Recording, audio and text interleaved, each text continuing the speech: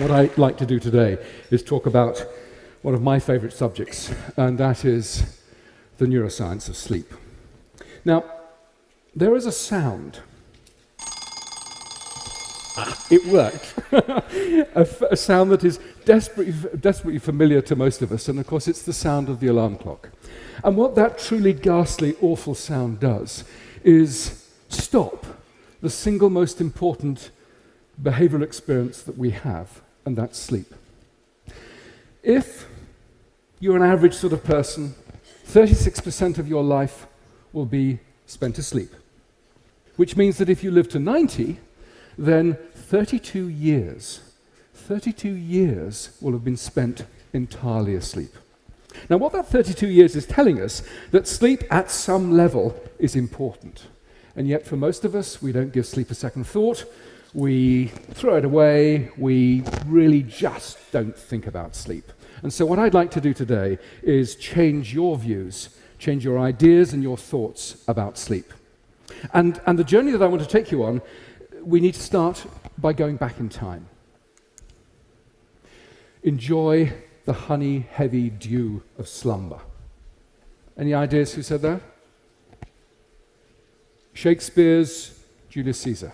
Yes, let me give you a few more quotes. O sleep, O gentle sleep, nature's soft nurse, how have I frighted thee? Shakespeare again from, I won't say it, the Scottish play. From the same time, sleep is the golden chain that ties health and our bodies together. Extremely prophetic, by Thomas Dekker, another Elizabethan dramatist. But if we jump forward 400 years, the tone about sleep changes somewhat. This is from Thomas Edison from the beginning of the 20th century. Sleep is a criminal waste of time and a heritage from our cave days. Bang! And if we also jump into the 1980s, some of you may remember that Margaret Thatcher was reported to have said, sleep is for wimps. And of course, the infamous, what was his name? The infamous Gordon Gekko from Wall Street said, money never sleeps. What do we do in the 20th century about sleep? Well, of course, we used Thomas Edison's light bulb to invade the night, and we occupied the dark. And in the process of this occupation, we've treated sleep as an illness, almost. We've treated it as an enemy.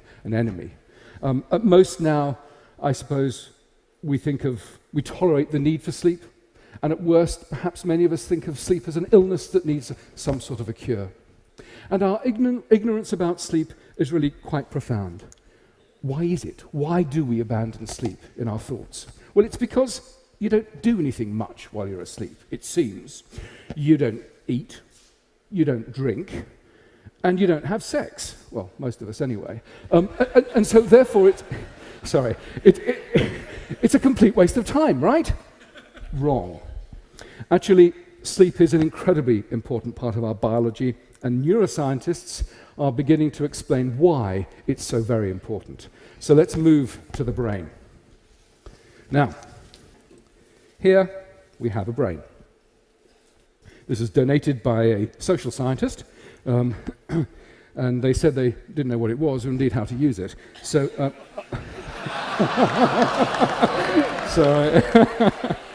so I borrowed it. I don't think they noticed. Okay.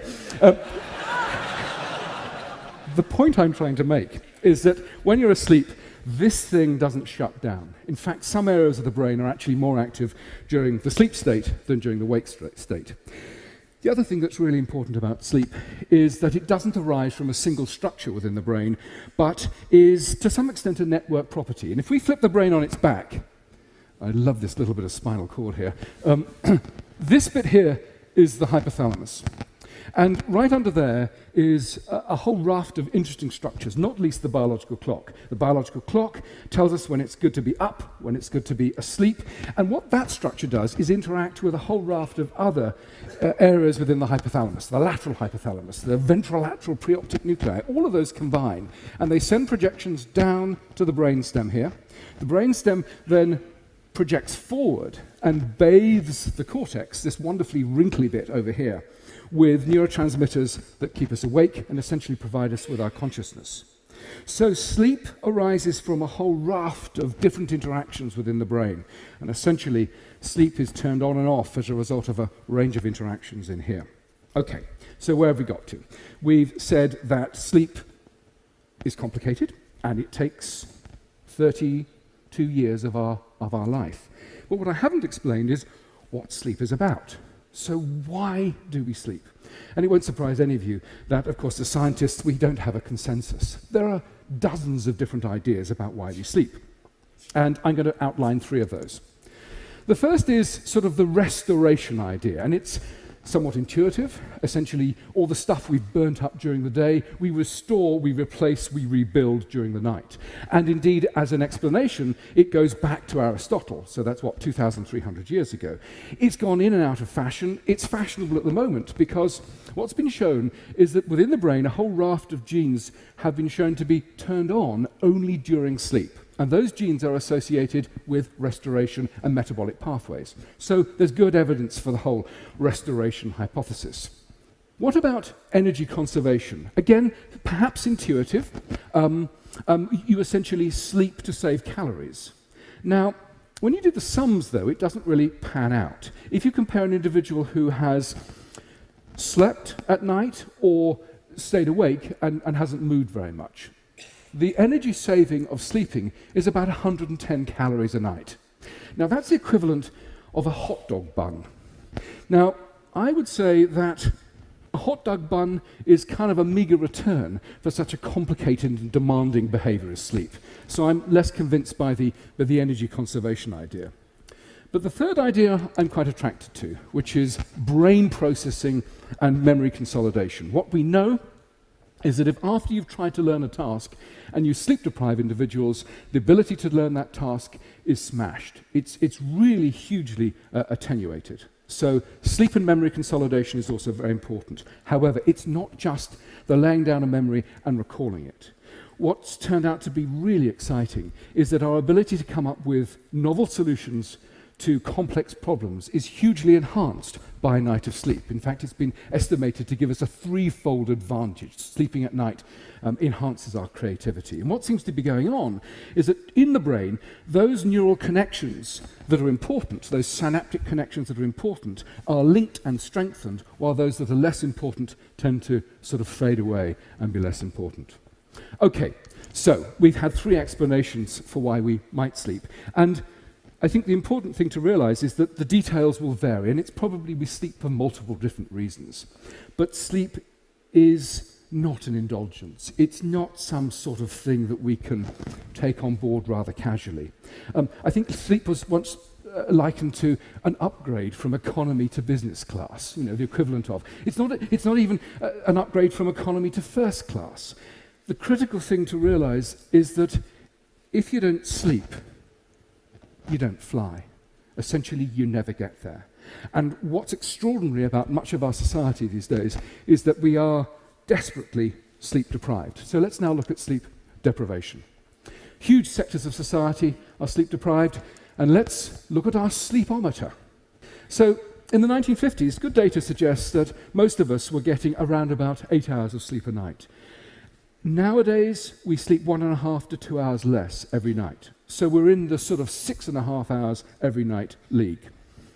For teenagers, it's worse, much worse. They need 9 hours for full brain performance, and many of them on a school night are only getting 5 hours of sleep. It's simply not enough. If we think about other sectors of society, the aged. If you are aged, then your ability to sleep in a single block is somewhat disrupted, and many sleep, again, less than 5 hours a night. Shift work is extraordinary. Perhaps 20% of the working population, and the body clock does not shift with the demands of working at night. It's locked onto the same light-dark cycle that the rest of us. So when the poor old shift worker is going home to try and sleep during the day, desperately tired, the body clock is saying, wake up. This is the time to be awake. So the quality of sleep that you get as a night shift worker is usually very poor, again, in that sort of 5-hour region. And then, of course, tens of millions of people suffer from jet lag. So who here has jet lag? Well, my goodness gracious. Well, thank you very much indeed for not falling asleep, because that's what your brain is craving. One of the things that the brain does is indulge in microsleeps, this involuntary falling asleep, and you have essentially no control over it. Now, microsleeps can be sort of somewhat embarrassing, but they can also be deadly. It's been estimated that 31% of drivers will fall asleep at the wheel at least once in their life. And in the US, the statistics are pretty good. 100,000 accidents on the freeway have been associated with tiredness, loss of vigilance, and falling asleep. 100,000 a year is extraordinary. At another level of terror, we dip into the tragic accidents at Chernobyl and indeed the Space Shuttle Challenger, which was so tragically lost. And in the investigations that followed those disasters, poor judgment as a result of extended shift work and loss of vigilance and tiredness was attributed to a big chunk of those disasters.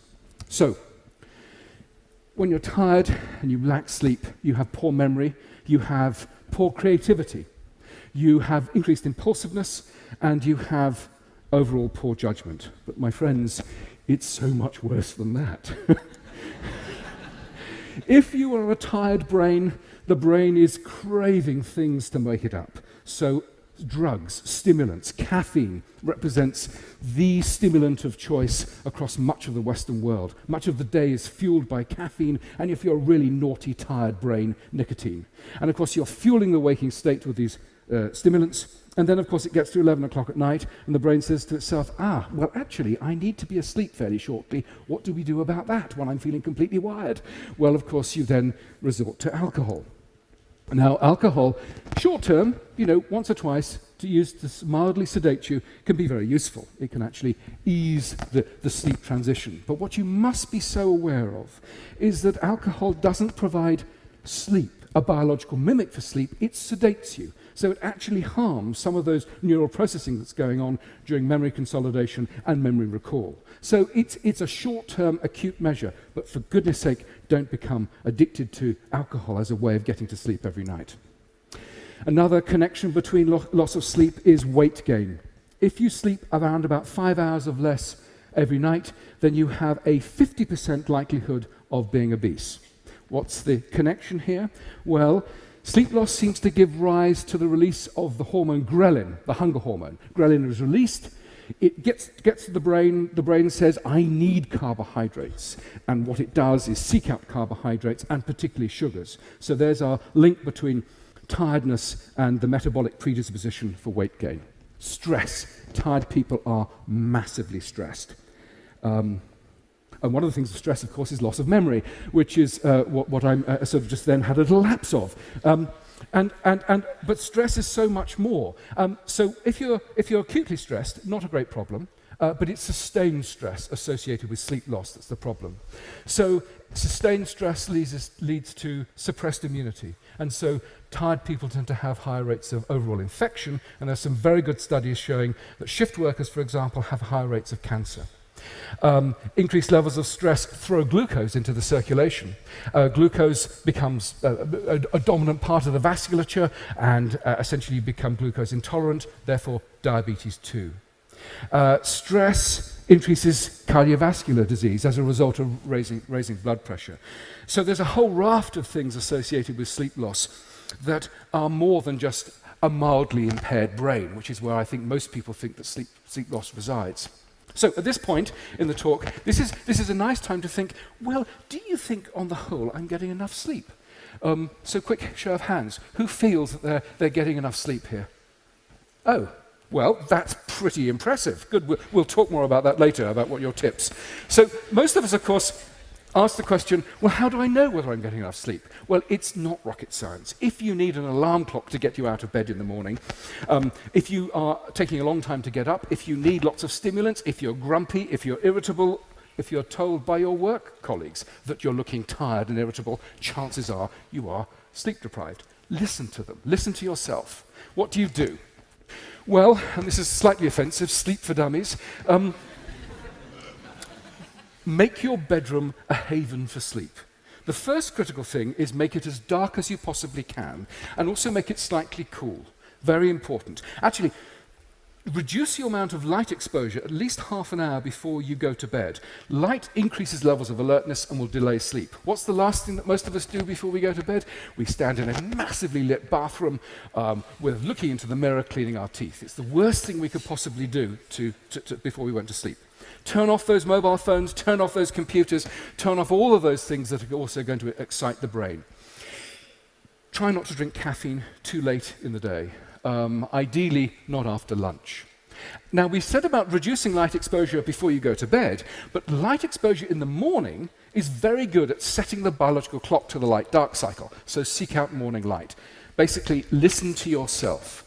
Wind down. Do those sorts of things that you know are going to ease you off into the honey-heavy dew of slumber. Okay, that's some facts. What about some myths? Teenagers are lazy. No. Poor things. They have a biological predisposition to go to bed late and get up late, so give them a break. We need 8 hours of sleep a night. That's an average. Some people need more, some people need less. And what you need to do is listen to your body. Do you need that much or do you need more? That's simple as that. Old people need less sleep. Not true.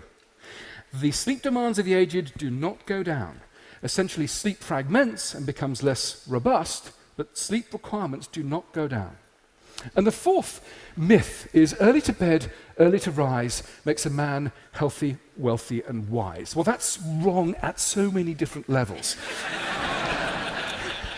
There is no evidence that getting up early and going to bed early gives you more wealth at all. There's no difference in socioeconomic status. In my experience, the only difference between morning people and evening people is that those people that get up in the morning early are just horribly smug.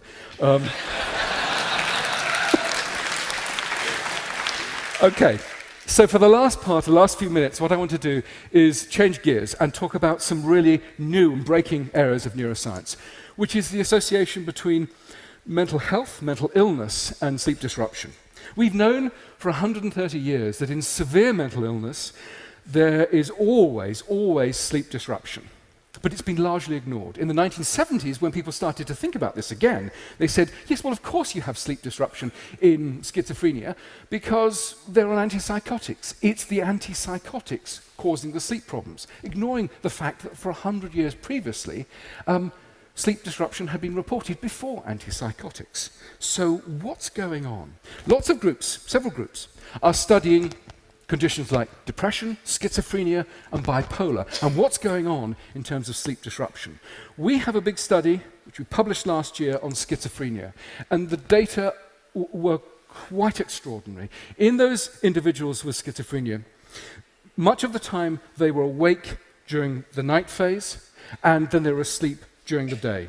Other groups showed no 24-hour patterns whatsoever. Their sleep was absolutely smashed, and some had no ability to regulate their sleep by the light-dark cycle. They were getting up later and later and later and later each night. It was smashed. So what's going on? And the really exciting news is that mental illness and sleep are not simply associated, but they are physically linked within the brain. The neural networks that predispose you to normal sleep give you normal sleep, and those that give you normal mental health are overlapping. And what's the evidence for that? Well, genes that have been shown to be very important in the generation of normal sleep, when mutated, when changed, also predispose individuals to mental health problems. And last year, we published a study which showed that a gene that's been linked to schizophrenia, which when mutated also smashes the sleep. So we have evidence of a genuine mechanistic overlap between these two important systems. Other work flowed from these studies. The first was that sleep disruption actually precedes certain types of mental illness. And we've shown that in those young individuals who are at high risk of developing bipolar disorder, they already have a sleep abnormality prior to any clinical diagnosis of bipolar. The other bit of data was that sleep disruption may actually exacerbate, make worse the mental illness state. My colleague Dan Freeman has used a range of agents which have stabilized sleep and reduced levels of paranoia in those individuals by 50%. So, what have we got? We've got, in these connections, some really exciting things. in terms of the neuroscience, by understanding the neuroscience of these two systems, we're really beginning to understand how both sleep and mental illness are generated and regulated within the brain. The second area is that if we can use sleep and sleep disruption as an early warning signal, then we have the chance of going in. If we know that these individuals are vulnerable, early intervention then becomes possible. And the third, which I think is the most exciting, is that we can think of the sleep centers within the brain as a new therapeutic target. Stabilize sleep in those individuals who are vulnerable. We can certainly make them healthier, but also alleviate some of the appalling symptoms of mental illness. So let me just finish. What I started by saying is, take sleep seriously. Our attitudes towards sleep are so very different from a pre-industrial age, when we were almost wrapped in a duvet. We used to understand intuitively the importance of sleep. And this isn't some sort of crystal-waving nonsense. This is a pragmatic response to good health. If you have good sleep, it increases your concentration, attention, decision-making, creativity, social skills, health. If you get sleep, it reduces your mood changes, your stress, your levels of anger, your impulsivity, and your tendency to drink and take drugs. And we finished by saying that an understanding of the neuroscience of sleep is really informing the way we think about some of the causes of mental illness, and indeed is providing us new ways to treat these incredibly debilitating conditions. Jim Butcher, the fantasy writer, said, "Sleep is God, go worship." And I can only recommend that you do the same. Thank you for your attention.